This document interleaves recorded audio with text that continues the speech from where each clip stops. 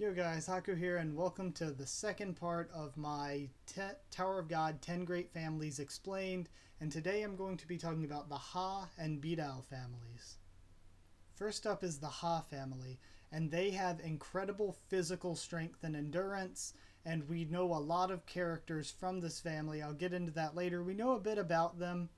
Their head is a woman, and she had two children with Han, the head of the Ari family, and her two children were twins, and she was never married and never had any other children.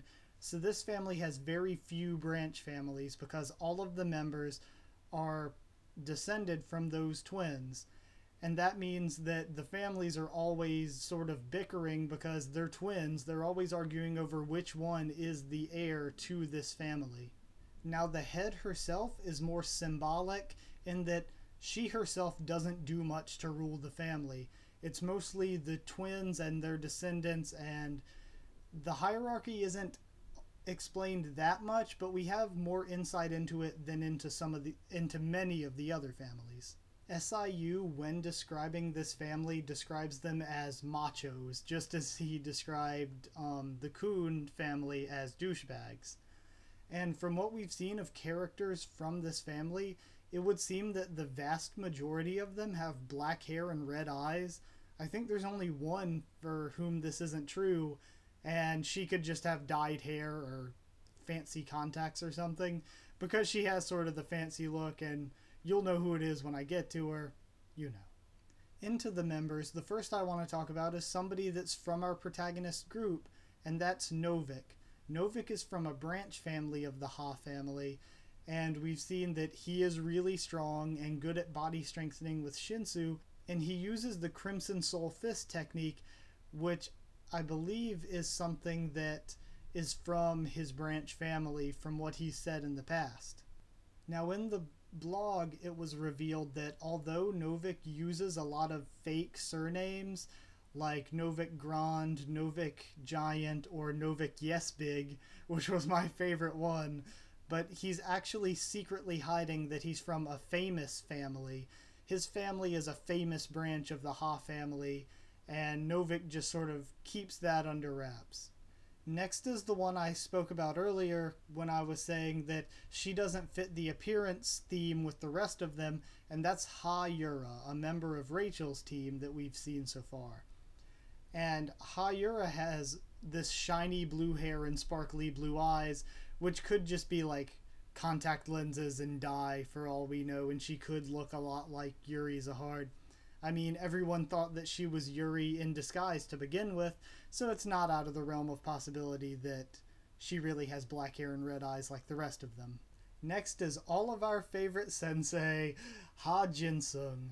Ha Jinsung was a very high-ranking noble from the Ha family, even higher ranking than Ha Yuri Zahard, a princess of Zahard. He was a high ranker within the top 100, and he defected from the Ha family in order to join FUG. And once in FUG, he then went on to train both Slayer nominees, Karaka and Juvial Grace, or our main character, Bomb. Now, the story of how he defected to FUG is one that is really interesting to me, and I hope we get a flashback of it or something eventually. He killed an entire branch of the Ha family because his love was given into marriage to the head of that branch, and it resulted in her death somehow. So I think that'll be a really interesting thing if we get to see it in a flashback, and I just really love Jinsung. He's a really good character. Not to mention, Jinsung passed on the technique, the floral butterfly piercing technique that he uses to Bomb. He's the one that taught Bomb how to use it, and it's one of Bomb's probably most recognizable techniques at this point. Next up, I'll talk about the head of the family, which is Ha Yurine, and Ha Yurine had the two twins with Ari-Han, and she was the first scout in the tower. She was the first person to hold the position of scout, and she's also the first person to use Shinsu body strengthening. After having those two children, she never married or had any more children, and at this point she sort of doesn't really govern anymore. She just spends all of her time enjoying herself in her main house. It's also said by SIU that she's very aggressive and bold, and she actually doesn't look much older than Yuri. Which brings me into talking about one of the first characters we met, Ha Yuri Zahard, a princess of Zahard and a noble of the Ha family. Ha Yuri Zahard isn't just a princess, but she's one of the most famous princesses, having 2 of the 13-month series at the same time, the first to do that since Garam Zahard. When Yuri was born, a lot of hope was put into her, and she was raised to be a great, strong princess because she had special talent, and they say she looks very, very similar to her great-grandmother, the head, Ha Yurin. Because of this, she was given the sobriquet Black Snake Head, which is a sort of nod to her great-grandmother, Ha Yurin, whose sobriquet is Snakehead. And a piece of trivia about Ha Yuri Zahard is that she is obsessed with virtual boy games that Repalista Zahard introduced her to. Next is the Bidau family. They're famous for their proficiency in Shinsu control and the fact that they run and make up the majority of, or maybe even all of, the tower's research organization. Just like the chosen children of Kun, males from the Bidau family either join the research association or they're kicked out eventually if they can't make it in the research organization. Other than that, we know surprisingly little about this family, given that it's the only family from which we've seen the head in the actual story so far, and that would be Pobeda Gustang. Pobeda Gustang is the former lover of another head of a great family, Eurasia Blossom, and he is the most famous wave controller and rider in all of the tower.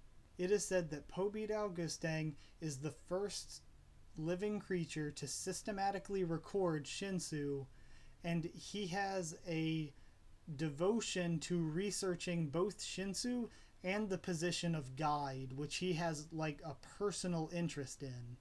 It's said that Yurik Mazano once went to visit him to ask him for information on how to get out of the tower, but all Mazano left with was a headache, and he told Baek Ryun upon returning to Walhaksong that he'd be better off digging his way out of the tower with a spoon than getting any information out of Pobeda Gustang.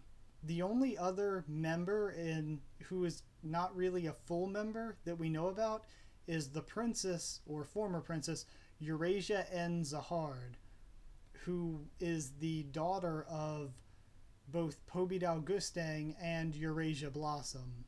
Eurasia N. Zahard was a pacifist, but she was incredibly talented. I believe she even became the 7th highest ranking high ranker in the tower, the seventh most powerful being in the tower. She was not only made a princess of Zahard, but she was also the only princess of Zahard to ever be given the colorless December.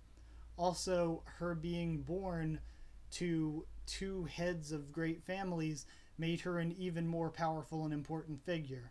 Now, Eurasia N's story is one of the most interesting, I think, from the extended things that SIU has said about the universe, in that after she was given the colorless December, she began to kill people in psychotic fits of rage, even though she was a pacifist, and she just sort of descended further and further into her madness. Now, eventually she was captured and brought before Zahard himself, where she went mad, killed a number of rankers and Zahard's men, and even killed 2 of the other princesses of Zahard, before being captured and just held down pretty much.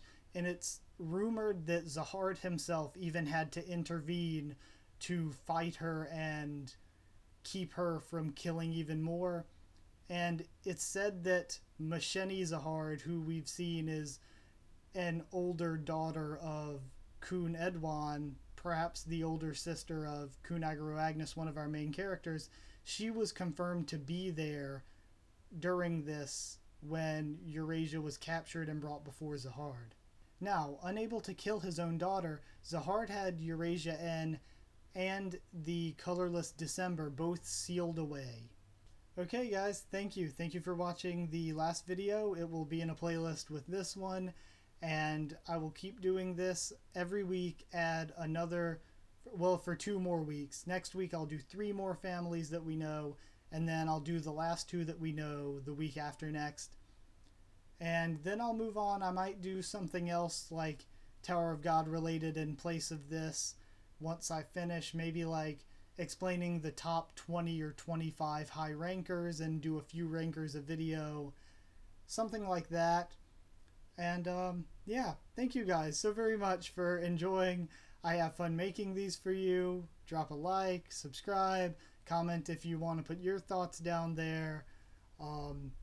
Thoughts about like how much do you like these families or anything. Like, I really enjoyed the story of Eurasia N, and I'll probably have to bring it up again, but not in as much detail when I do the Eurasia family. Also, follow on Twitter for updates and when videos are being posted, and I will see you guys all around.